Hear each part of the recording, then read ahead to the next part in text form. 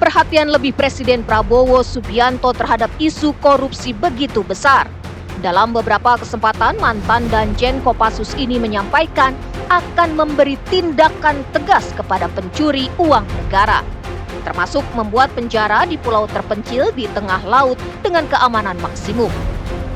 Meski Presiden juga sempat memberikan kesempatan para koruptor bertobat dan mengembalikan uang yang dicurinya.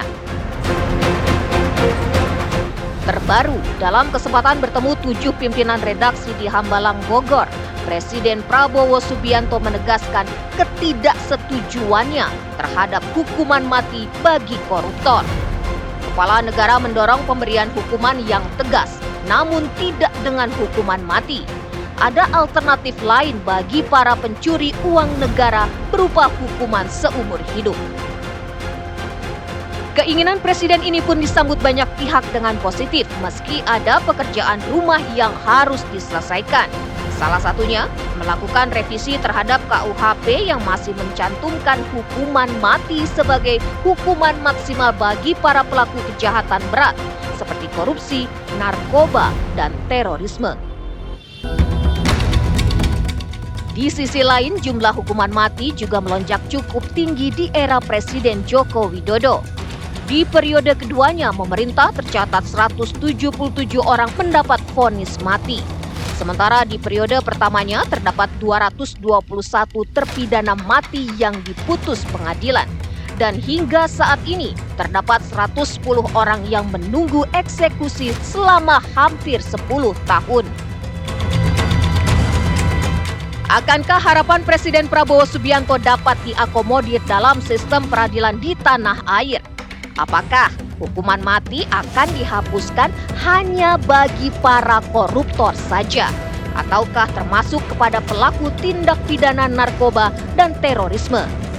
Hukuman seperti apa yang mampu memberi efek jera dan pembelajaran bagi pihak lain agar tidak melakukan kejahatan hal yang serupa?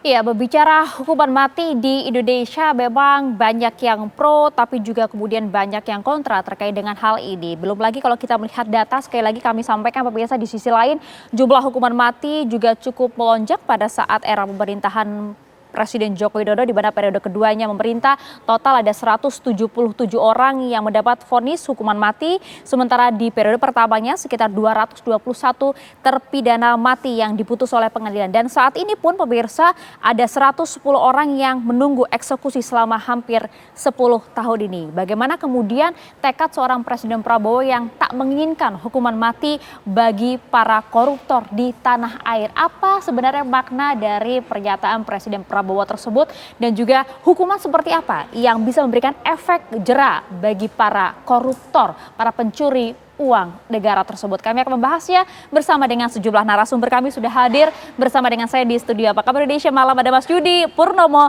mantan pegawai KPK. Selamat malam Mas Yudi. Malam Mbak Maria. Jumpa lagi Mas Yudi. Iya. Kita ingin dengar suaranya untuk para koruptor kita. Siap. Seperti apa nanti.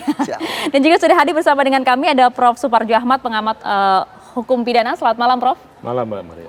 Dan pemirsa, sudah tersambung juga melalui sambungan Zoom ada Wakil Ketua Komisi 8, ada Pak Sugiat Santoso. Selamat malam Pak Sugiat.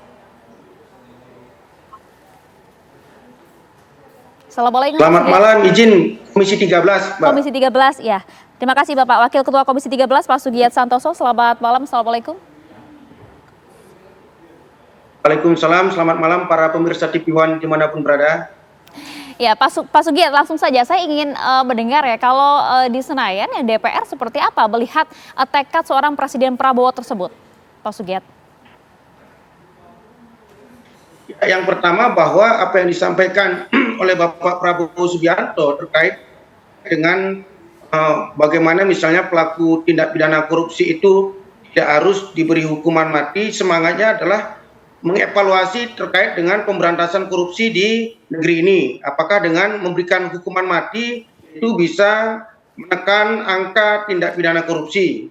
Kalau kita lihat data riset dari beberapa negara yang juga melakukan proses hukuman mati ini, ternyata hanya China dan Iran saja yang mungkin bisa dianggap berhasil dari pelaksanaan hukuman mati dalam konteks penekanan tindak pidana korupsi. Oke. Beberapa negara yang juga menerapkan hukuman mati juga ternyata tidak ada korelasi signifikan terkait dengan tindak pidana korupsi ini apakah semakin turun atau bahkan tidak berpengaruh sama sekali. Itu yang pertama.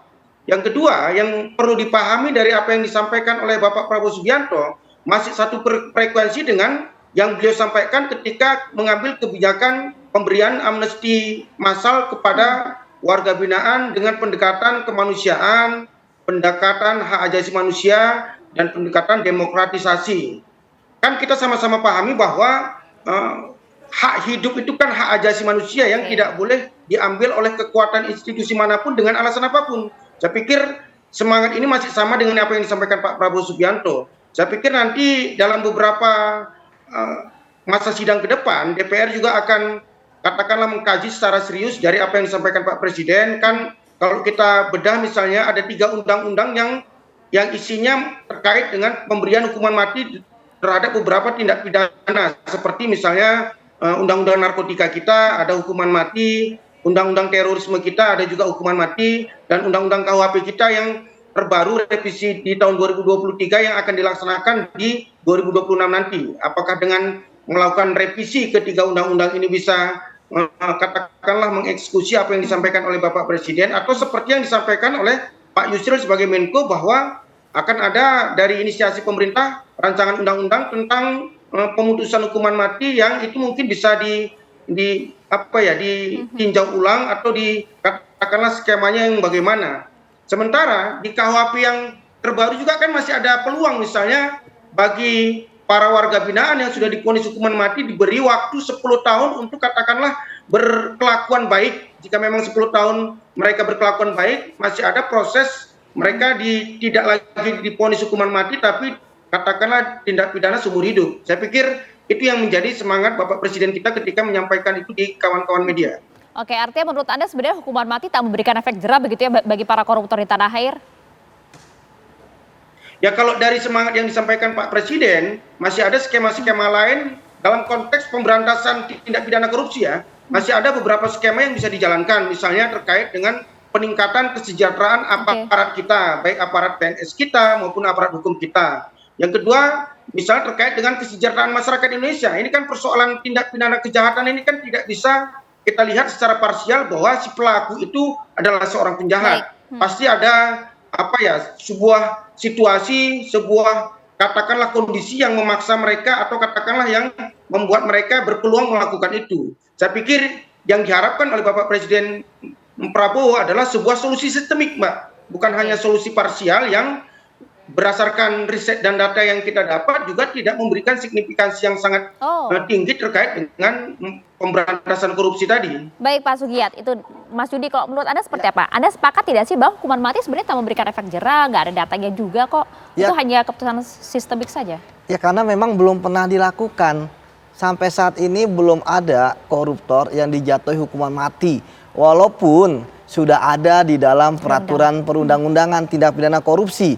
Ya, dan itu pun limitatif, hanya yang kena pasal 2 ayat 1 terkait dengan kerugian keuangan negara, dan dibatasi lagi bahwa hukuman pidana mati baru bisa dikenakan ketika misalnya pelakunya itu melakukan Indonesia dalam keadaan bencana alam nasional, ya tingkatnya nasional gitu ya. Kemudian yang kedua krisis moneter, yang ketiga dalam keadaan perang, yang keempat pengulangan tindak pidana korupsi, dan sampai saat ini itu belum dijalankan. Jadi memang bagaimana kita bisa kemudian menganalisis bahwa ini efektif dan tidak efektif? Syaratnya berat sekali kayaknya untuk bisa masuk ke tahap itu ya. Berat sekali, makanya kenapa saya katakan bahwa walaupun sudah ada pidana mati di dalam Undang-Undang Tipikor, itu hanyalah macan kertas. Ya, hanya ada hukuman mati atau tidak. Tetapi kita akan lihat bagaimana sebenarnya Mbak fakta terhadap hukuman bagi para pelaku korupsi di Indonesia. Karena kan konteks hukuman mati adalah mereka yang melakukan, artinya penindakan ya. Bagi saya penindakan merupakan pencegahan, kampanye pencegahan yang paling efektif dalam pemberantasan korupsi. Tapi realitasnya bayangkan Mbak, data ICW di tahun 2023 aja ya, hukuman rata-rata pelaku korupsi yang ada di Indonesia saat itu hanya 3 tahun 4 bulan. Dan kita pernah ya terhenyak dalam hukumannya Harvey Muiz misalnya. Hanya sekitar 6,5 tahun untuk kerugian keuangan negara sekitar 271 triliun gitu. Jadi ya menurut saya banyak hal yang menurut saya sangat penting untuk digarisbawahi. Mengapa ada pidana penjara seumur hidup pernah ya dilakukan, tapi sampai saat ini sudah lama sekali tidak ada para pelaku korupsi yang dikenakan hukuman seumur hidup. Dan kita tahu bahwa kemarin Kejaksaan merilis mereka mentang-mentang tersangka para hakim itu bagaimana sudah mulai berubah ya dari pola hukuman yang ringan ya bahkan bebas ya bagi para pelaku korupsi ketika dari para hakim itu berubah menjadi onslah atau lepas. Ini kan sangat menarik ya bahwa sebenarnya hukuman mati itu kan walaupun ada dalam aturan itu tetap dia tidak lepas dari pertama penegak hukum yang menangani, penyidik, kemudian penuntutnya, jaksanya ya, kemudian hakimnya apakah kemudian berani. Jadi sekali lagi bagi saya hukuman mati memang berat untuk kemudian dilaksanakan ya karena tadi yang sudah aja tidak alasan apalagi kemudian itu dihapuskan. Jadi saya pikir bahwa sampai saat ini kita masih butuh ya adanya hukuman mati bagi para koruptor untuk ya bukan hanya menakuti ya tetapi juga mengindikasikan bahwa kita serius ya dalam memberantas korupsi. Yang kita harapkan nanti ke depannya ada yang akan merealisasikan hukuman mati. Jadi bagi saya justru seharusnya bukan menghapus hukuman mati tetapi memperkuat. Artinya memperingankan lah. Artinya syarat-syarat itu tidak perlu lagi ada misalnya limitasinya dalam kerugian keuangan negara misalnya 10 miliar hukuman mati dan sebagainya. Itu dia, Prof. Suparji, kalau Anda lihat sebenarnya kan kalau dalam konteks sebuah hukuman ini kan tidak hanya memberikan efek jerah saja ya, tapi kalau mau bicara mengenai koruptor di tanah air nampaknya nggak ada efek jerahnya ini, Prof. Seperti apa? Ya, pertama tentunya sangat diapresiasi ya. Narasi, wacana yang disampaikan Presiden ya, yang itu kan membuat kita terus berpikir kan, bagaimana setelah ada gagasan untuk memaafkan para koruptor, terus kemudian penjara di pulau terpencil kan bagi para koruptor dan sekarang sampai pada penghapusan hukuman mati. Saya kira ini adalah sebuah narasi-narasi yang memancing kita untuk terus berpikir. Namun yang kedua adalah kaitannya dengan soal gagasan menghapuskan itu. Sebetulnya kita berangkat dari asumsi yang mana? Kan kita bicara fakta, masalah dan solusi kan gitu. Bahwa faktanya adalah korupsi masih sangat banyak sekali di Indonesia. Masalahnya adalah bahwa kemudian belum mampu diberantas kan gitu. Apakah kemudian solusinya dengan menghapuskan hukuman mati? Saya kira itu adalah sebuah solusi yang saya kira tidak linear dengan upaya untuk kemudian memberantas korupsi tadi itu. Jadi untuk itu menurut saya apa yang ada dalam KUHP sudah sangat-sangat tepat gitu ya. Di mana menempatkan hukuman mati secara selektif gitu ya. Ada masa kemudian perbaikan selama 10 tahun yang kemudian ketika ada perbaikan tadi itu berubah menjadi hukuman seumur hidup. Saya kira sebuah langkah yang sangat baik dalam konteks melaksanakan keadilan rehabilitatif, keadilan korektif dan keadilan restoratif. Seandainya kemudian hukuman mati ya itu kemudian dihapuskan, tentunya kita bertanya-tanya apakah kemudian akan begitu hilang korupsi di Indonesia. Tentunya justru akan jadi pertanyaan besar adalah ada hukuman mati saja korupsi masih banyak di Indonesia, apalagi tidak ada ancaman hukuman mati. Itu tadi karena kan kalau disampaikan oleh Pak Sugiat kan karena sebenarnya pendekatannya lebih kepada pendekatan yang humanis, paling tidak memiskinkan itu termasuk salah satu efek jerah. Saya kira kan itu bisa saja mati dalam konteks secara keseluruhan, mati secara ekonomi misalnya gitu. Mungkin itu akan sebagai salah satu cara yang untuk mengatasi masalah itu, tapi sekali lagi dengan asumsi bahwa ketika korupsi masih banyak di Indonesia, yang kemudian kita menghapuskan masalah hukuman mati Indonesia, maka akan menimbulkan pertanyaan. Orang menjadi tidak akan takut lagi korupsi. Maka dalam konteks pendekatan mencegah, tadi Mas Budi mengatakan untuk nakut-nakuti, patut untuk dicantumkan dalam sebuah undang-undang. Tinggal pelaksanaannya adalah secara selektif, hati-hati, tidak salah vonis, dan betul-betul memang berdampak secara signifikan bagi perbaikan hukum di Indonesia. Berbicara mengenai pelaksanaan hukuman mati bagi para koruptor, tadi disampaikan juga Prof sampaikan, Mas Yudi juga sampaikan, ini karena pelaksanaannya yang nampaknya banyak celah hukum yang dimanfaatkan gitu ya, oleh para hakim yang juga sebenarnya melek hukum gitu. Kita juga lihat kasus terakhir gitu ya, ada hakim yang kemudian menerima gratifikasi dalam kasus korupsi. Pak Sugiat, DPR harus berbicara juga mengenai hal ini. Sesaat lagi kami akan kembali untuk Anda di Apa Kabar Indonesia Malam.